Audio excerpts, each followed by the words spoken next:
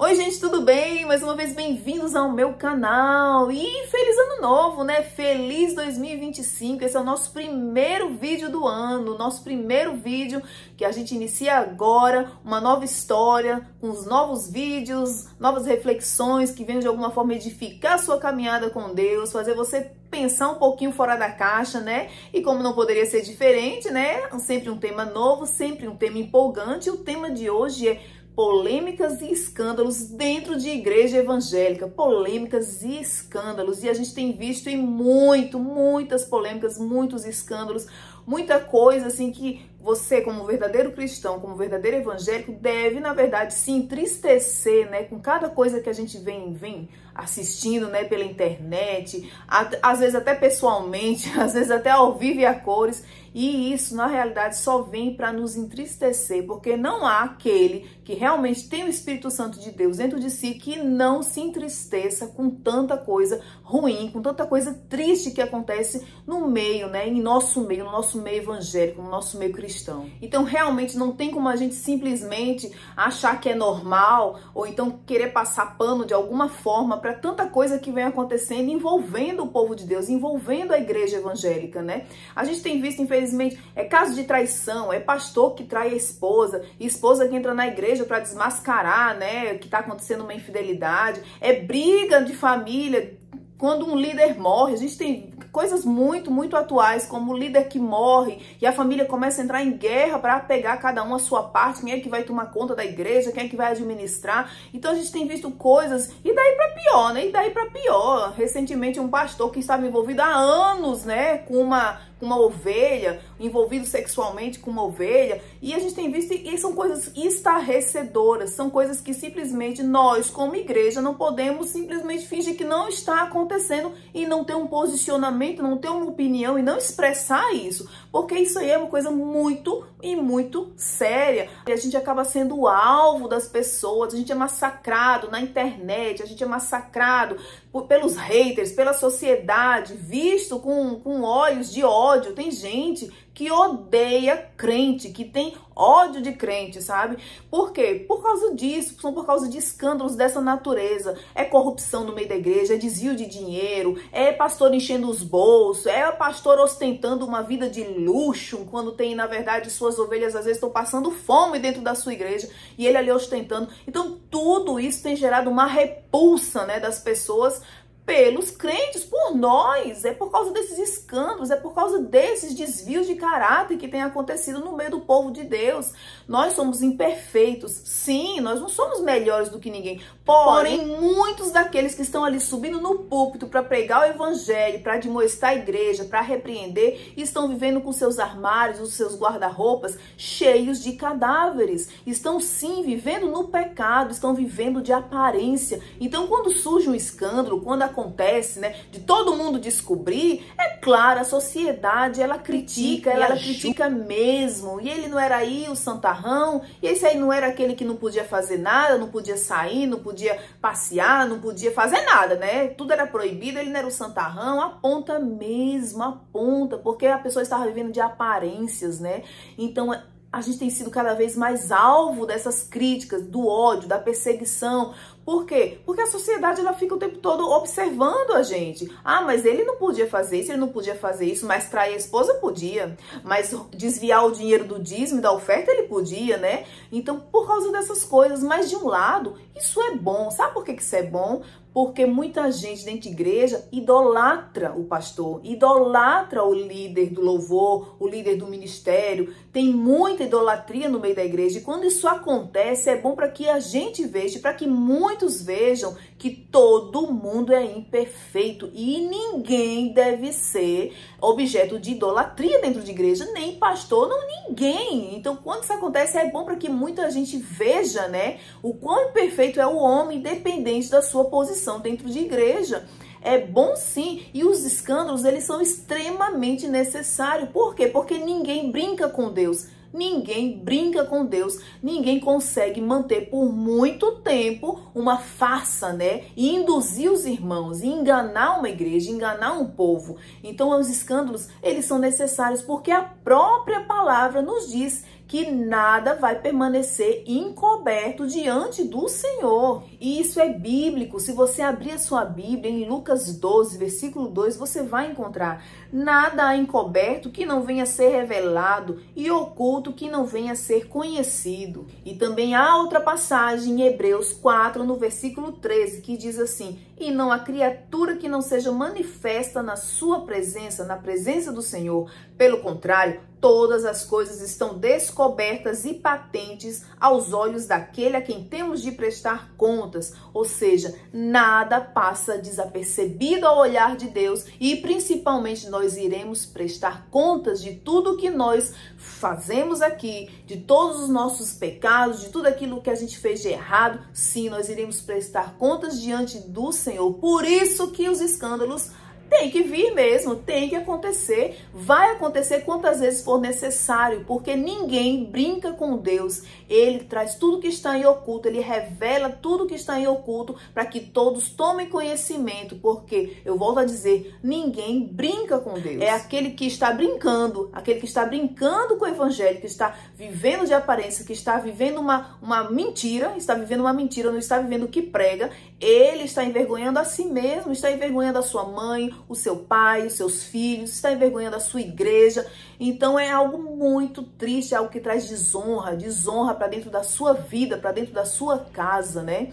E aí você se pergunta: nossa, Alana, mas por que será, né? Por que será que tem cada vez mais surgido tanta coisa errada no meio do povo? Um povo que era para ser exemplo, um povo que era para atrair gente, né, para próximo de Deus, que era para ser instrumento nas mãos do Senhor. Pessoas que de fato têm uma história, têm uma caminhada com Deus, mas no meio do caminho se perde e traz toda essa sujeira para si mesmo, né, para sua vida. Por que isso tem acontecido tanto? E tanto que a gente fica até assim, às vezes, meu Deus, incrédulo de ver. Gente, existe várias respostas para isso, mas aqui eu posso lhe dizer hoje, né, é que a ganância do homem, a soberba do homem, é o excesso de confiança em si mesmo, é a soberba faz o homem cair, é a ganância de ter e sempre querer mais, é de achar que se torna intocável, se torna uma autoridade intocável, é aquela, não quer dizer que, meu Deus, as igrejas estão crescendo, né, os ministérios estão crescendo, glória a Deus por isso,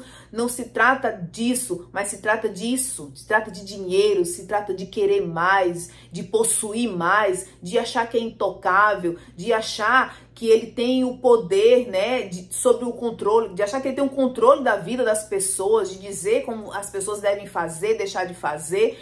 Isso tudo acaba cegando o homem, ao ponto dele confiar na própria força, dele confiar em si mesmo. Como eu vi, né, recentemente um caso de um pastor que passou anos e anos adulterando, né, com uma ovelha. Esse é o excesso de confiança, de achar que nunca vai ser descoberto, né, porque já faz tantos anos, já faz tanto tempo que a gente tem esse caso, por que haveria de ser descoberto? Ou seja, ele cega, ele esquece que o nosso Deus, ele vê tudo e no tempo certo ele age. Nada vai passar desapercebido ao Senhor.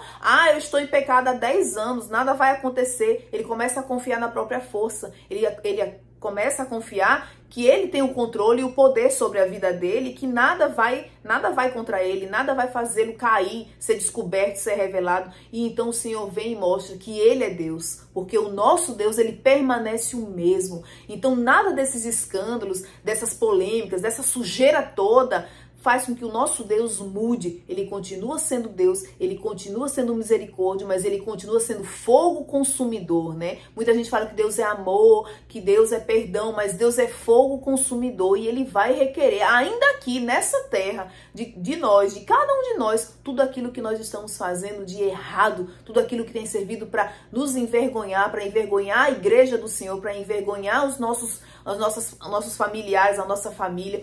Então, muita gente esquece que o nosso Deus é um Deus de amor, é um Deus de perdão, mas ele é fogo consumidor. Sim, o Senhor, ele vai requerer de cada um de nós. Então não adianta ficar, né, esse excesso de confiança, ficar achando que, nossa, isso nunca vai acontecer porque faz 10 anos que eu tô fazendo essa coisa errada aqui, que eu tô desviando esse dinheiro, que eu tô traindo a minha esposa, que eu tô traindo o meu marido, né, que eu tô mentindo, que eu tô ocultando, que eu tô fingindo. Faz tanto tempo que isso está acontecendo e a pessoa começa a ter um excesso de confiança, começa a achar que ela é intocável, que nada vai acontecer, que nada vai fazer com que a sua máscara caia. Mas aí o Senhor vem e revela quem Ele é, que Ele é Deus, Deus de verdade, Deus de transparência, né? Então, esse excesso de confiança, essa ganância de sempre querer mais, de achar que pode mais, porque a ganância, o poder, faz com que o homem se torne um Deus. Ele torna-se o seu próprio Deus, né? Então, a gente tem que estar muito vigilante, porque qualquer um está suscetível a passar por isso. Todos nós estamos suscetíveis, sim, a cair. Então, é um caso de vigilância, é comunhão, é humildade, é voltar a orar de joelho, é voltar a orar rasgada aos pés do Senhor, né? Então a gente precisa viver um auto-resgate contínuo na presença do Senhor, porque todos nós estamos suscetíveis à queda, né? Então, o que a gente deve fazer diante de toda essa maré de escândalo, né? A gente deve orar.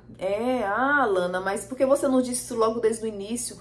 Isso é óbvio, a gente precisa orar em verdade, orar em espírito, orar pelas igrejas, orar uns pelos outros. A gente precisa estar nessa comunhão, né? Não simplesmente apontar, revelar, tomar um posicionamento. A gente precisa sim buscar a misericórdia de Deus, orar pelos nossos irmãos, aqueles que estão caídos e aqueles que estão de pé, né? A gente precisa sim voltar a orar de joelhos, interceder, orar de madrugada, clamar pela misericórdia do Senhor, clamar pela força do Senhor, né? Porque quando a gente está caído, quando a gente está, né, derrubado, triste, né? Para aparecer quem aponte, quem chute, chutar cachorro morto é muito fácil, né? Mas você estender a sua mão e prestar a sua ajuda em oração, em compreensão, em resgate, aí é difícil, porém esse é o nosso papel como cristão e como igreja, é estender a nossa mão e orar um pelos outros, porque nosso inimigo é Satanás, nós não somos inimigos, nosso inimigo é Satanás, e quando a gente resolve orar e buscar essa comunhão e lançar perdão, a gente volta a se fortalecer e então a gente vence o nosso verdadeiro inimigo, que é Satanás. E é sobre isso. O vídeo de hoje era sobre isso. Nós estamos vivendo um período de escândalo, nós estamos vivendo esse período de polêmica, de muita sujeira que estava escondida debaixo do tapete vir à tona, e a gente tem consciência disso, a gente tem discernimento para saber que está errado, a gente sabe distinguir o certo e o errado, porém o nosso papel como igreja é orar, é lançar perdão, porque o nosso inimigo é Satanás. Nós não somos inimigos, nós somos irmãos em Cristo. Se um caiu, estenda a sua mão para que ele volte a levantar e vencer Satanás, que é o nosso verdadeiro inimigo, é aquele que veio para nos destruir e para acabar com a nossa salvação. Certo? E o vídeo de hoje era sobre isso. É muito pesado, é muito triste você ver, né? Você se escandaliza, você de fato, você fica estarrecido com cada coisa absurda, né? Que pastores, com lideranças, que pessoas que são crentes uma vida inteira, né? A gente passa a descobrir essas coisas, né? De pessoas que são crentes uma vida inteira, a gente passa a descobrir todos esses podres e a gente fica estarrecido, a gente fica revoltado, mas o nosso papel é estender a nossa mão em oração, porque eu volto a dizer, o nosso inimigo é Satanás, certo? E esse foi o primeiro vídeo desse ano, eu conto com vocês aqui para os próximos vídeos, porque esse ano, em nome de Jesus, é um ano de muitas bênçãos na minha vida e na sua vida, certo? Beijos e até o próximo vídeo.